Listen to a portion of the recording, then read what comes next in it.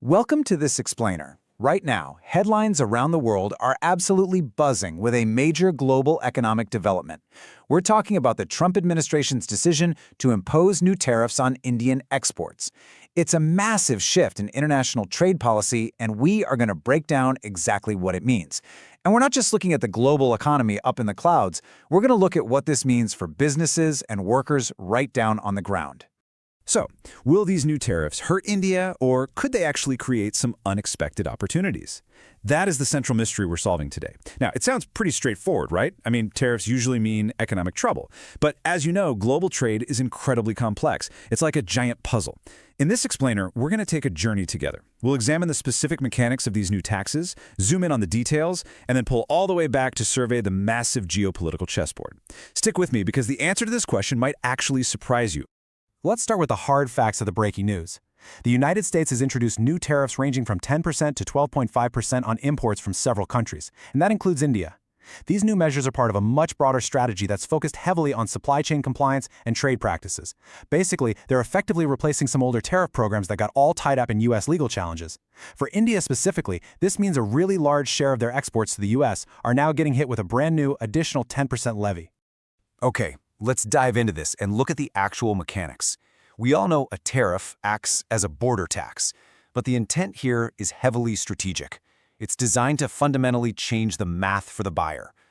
Governments use them to protect domestic industries or, very often, to generate critical leverage during broader international negotiations. It literally shifts the entire financial equation for whoever is purchasing the goods. Let's bring that down to reality for a second. Imagine an Indian auto parts manufacturer is exporting a $100 shipment to the U.S. A sudden 10% levy at the border doesn't just add a flat $10 cost. It instantly compresses margins and completely shifts the transaction dynamics for both the buyer and the seller. Now that $10 doesn't go to the exporting company, it goes straight to the U.S. government. But that margin hit, it completely rewrites the risk profile for the businesses involved.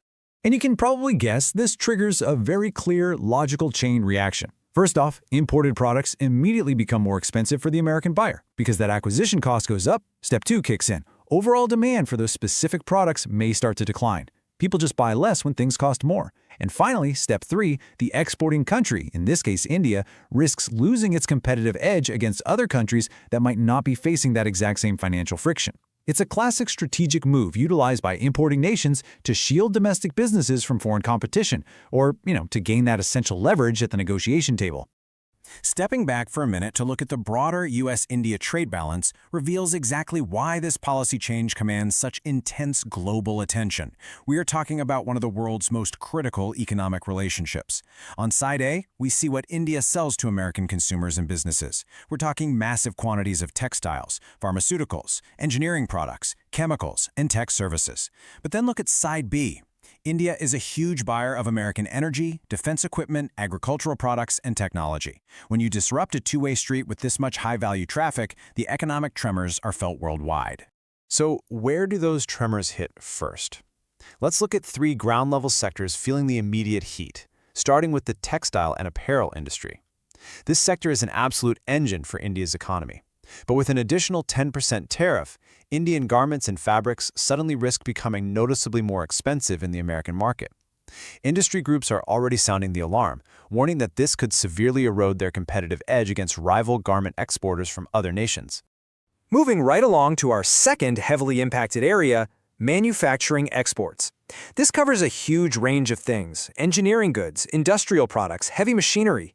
The dynamic here is purely about the bottom line. Think about it. If an American buyer faces a sudden 10% price hike, what happens? Human nature and strict corporate budgets dictate that they start hunting for cheaper alternatives elsewhere. That places heavy, immediate pressure on Indian manufacturers to figure out how to keep their American clients on board. But perhaps the most profound impact is on our third sector, small and medium businesses. When we talk about global trade, it's so easy to just picture giant, faceless corporations. But the reality on the ground is that countless small exporters rely heavily on a steady stream of American customers literally just to keep their doors open. For these smaller players, a new tariff means rapidly shrinking profit margins. They don't have the vast financial buffers of larger corporations, meaning they are now facing agonizing uncertainty about whether their future orders will even come through. Now, what's really interesting about this slide is this totally counterintuitive question. could there actually be unexpected benefits for India? I know, it sounds crazy after everything we just discussed. Tariffs raise prices, and higher prices hurt sales. It's basic economics. But here is where we get a surprising plot twist in our economic story. There is a saying that in international trade, success is often relative. And this is the crucial silver lining that a lot of trade experts are pointing out right now. Yes, India is facing a 10% tariff, but we have to look at the wider playing field, because the United States is applying trade barriers to dozens of countries. Many of India's direct competitors are facing equal or in some cases, even greater tariffs. If a rival country gets hit harder, Indian exporters might actually retain their competitiveness relative to the rest of the pack. In certain sectors, they could even capture brand new market share. It's really all about how you weather the storm compared to the ship next to you. Of course, trade is deeply entwined with diplomacy. The US and India haven't just randomly started talking, they have been locked in complex negotiations over broader trade agreements for years now. Their ongoing diplomatic focus centers on tariff reductions, expanding market access, securing supply chains, and broader strategic cooperation. What's crucial to note here is India's tactical response to these new tariffs. Rather than immediately imposing retaliatory tariffs on American goods, which is always a temptation, Indian policymakers have shown a really strong preference for keeping the dialogue open and prioritizing negotiation to secure better trade conditions. So how does this actually affect the everyday person? When we look at the impact on Indian consumers, well, the short-term effects might barely register. You probably aren't going to see prices wildly fluctuating at your local market tomorrow morning. But that's not the whole story. The real concern, and the reason we are carefully tracking this, is the long-term ripple effect. If exporters earn less revenue, or if global demand for Indian goods drops, that eventually hits manufacturing expansion. It cools down domestic investment, and ultimately, it puts future employment and job creation at real risk. Let's move to and see how this builds on the horizon. Analysts generally see three distinct scenarios playing out. Step 1 is a trade agreement, where Washington and New Delhi actually reach a new understanding that eases tensions and lowers barriers. Step 2 is the status quo, meaning the tariffs stay firmly in place while diplomats continue to hash things out behind closed doors. And Step 3 is escalation, where disagreements deepen and lead to even more trade restrictions. The crucial point to remember is that right now, most economic experts anticipate that second path, ongoing negotiations rather than an immediate full-scale trade conflict. Finally, to really understand the overarching global picture, we have to recognize that this specific tariff isn't happening in a vacuum. It is part of a massive new phase of global economic competition. Nations across the world are fiercely pivoting their focus towards supply chain security, boosting domestic manufacturing, protecting strategic industries, and building overall economic resilience. The Trump tariff policy is a direct reflection of this worldwide trend. Countries everywhere are aggressively reassessing their trade relationships to reduce their dependence on foreign suppliers. And India, with its massive manufacturing base, is absolutely going to play a starring role in this shifting landscape. Which leaves us looking at this final vital question. Is this just a temporary obstacle, or are we witnessing a fundamental turning point in India-US economic relations?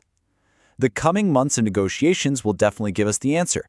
But the ripples of this policy are already changing the global chessboard. I invite you to think about how these shifting trade winds will affect the industries you follow and whether India will simply navigate these waters or completely chart a new course. Thank you so much for joining me for this explainer.